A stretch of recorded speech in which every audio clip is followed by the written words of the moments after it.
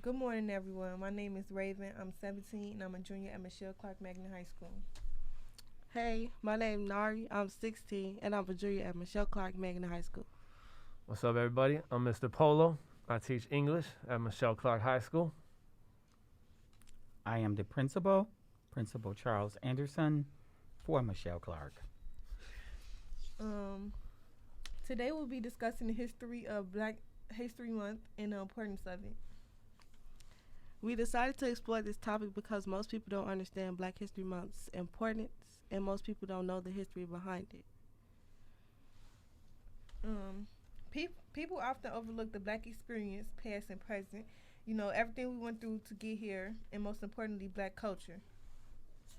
So before we can talk about this topic, we feel like we should give y'all some background knowledge.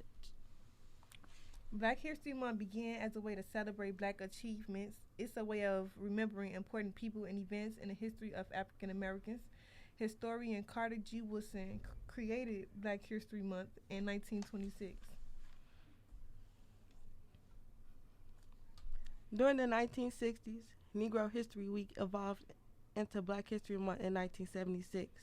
Then President Gerald Ford officially recognized Black History Month during the country's bicentennial, according to NPR.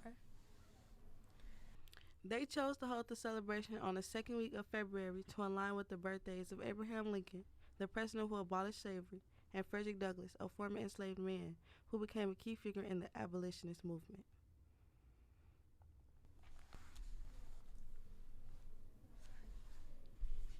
Okay. Now that we've provided you all with information and y'all know that. Okay. Okay, so you know how we just said how it was only a week at first. It wasn't Black History Month. Did y'all know that? I did. I lived it. You did? Are you alive?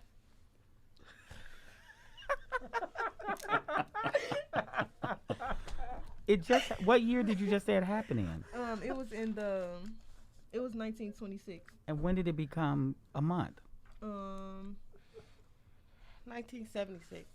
So I couldn't have been born in 1976? I don't know. Me, I don't know. Was you?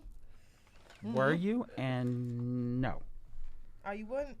When you was born? Oh. I saw. Okay.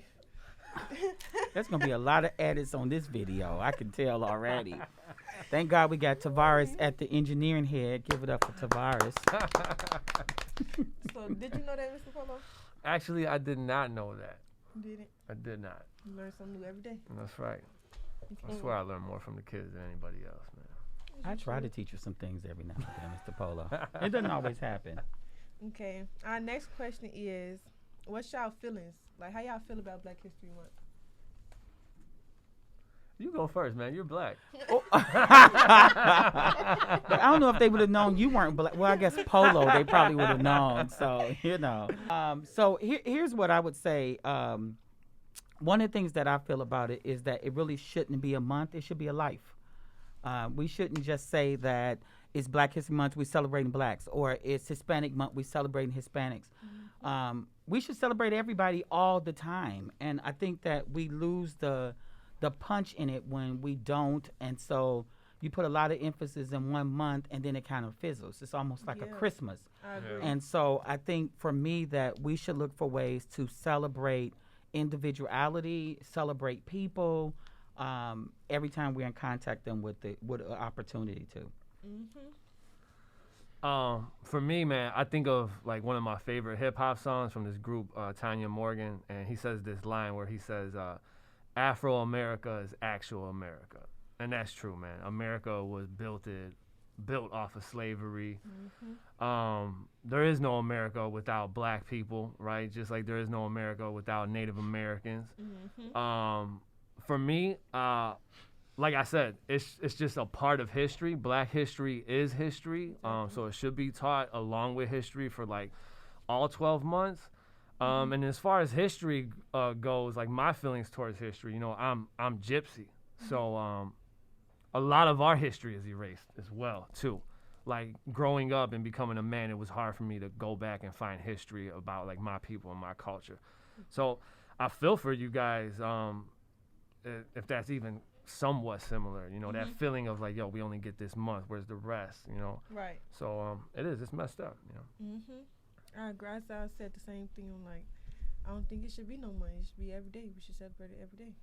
For sure. We not, you know, we not just black one month after year. We black every day. For sure.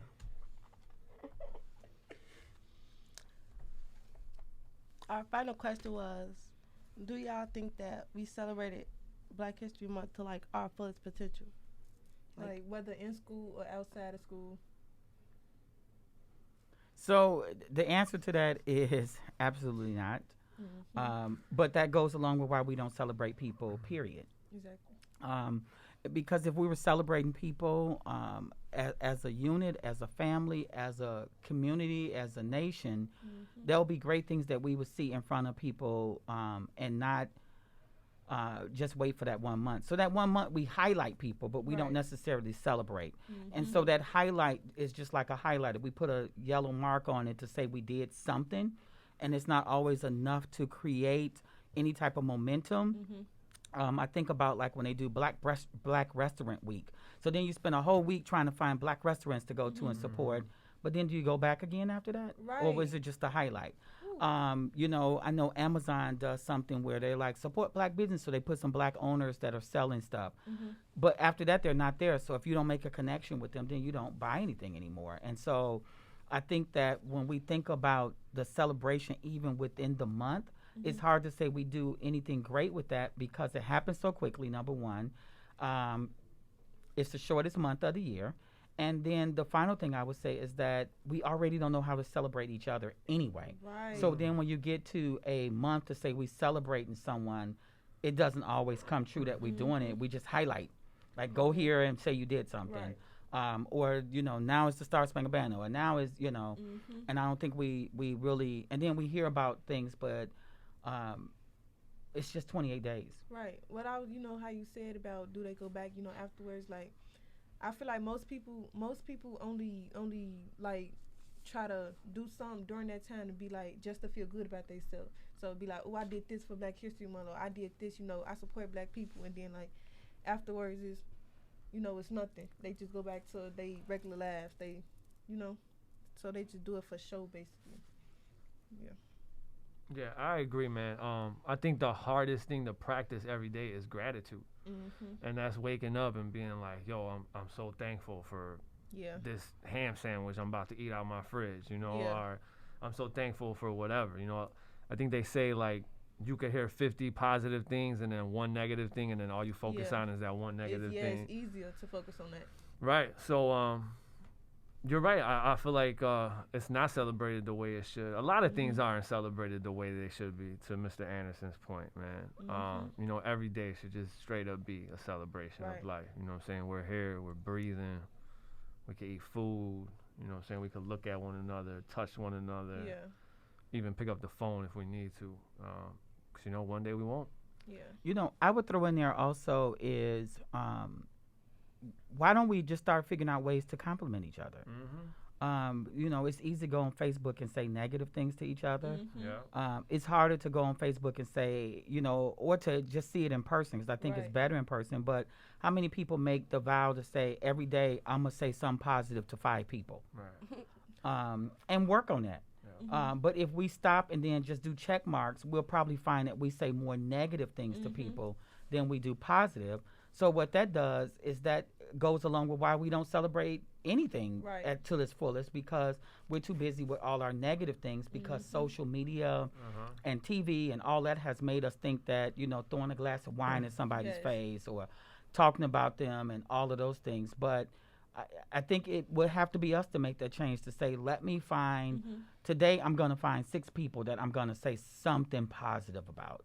Or I'm going to email or post something, you know, 5 things a day that's going to be positive to somebody. And you'll realize how much your life will change. But not only how much your life will change, but how much it will change around other people, and how much better you will feel even health-wise. Because a lot of us are sick because of just so much negativity that's in our body as well. Yeah, I feel like, social media play a big part in that too. Because, you know, it's so many young people on social media, you know. all the bad stuff, you know, all the influences that's on the good or bad. It's mostly bad. It's just like so, like, yeah. So I feel like it would take a lot. It would take a lot. Hold up, man. Before you cut that, can you feel that Byler love right here, man? You feel that Byler love right here, man? I was trying to think if I could think of a it. Byler song or something. You know? Right. Like we are the Bulls, the Byler Bulls. Yeah. You know. Black power. You know, we went from Bulls to Eagles, so you know either one can tear up a place. You know what I'm saying? And could. Yeah. Yeah, this has been good. This has been great, you know. I appreciate you Yeah. having us, man. I appreciate y'all coming, you know, sharing y'all opinions, you know, y'all thoughts and whatever. This is Raven and Nari, and we signing out. It's been great. It's been good. Yeah, Black Power. Power to the people, you know. Yeah. Have a great day. Have a blessed day. Be well. Be wonderful. See, there you go.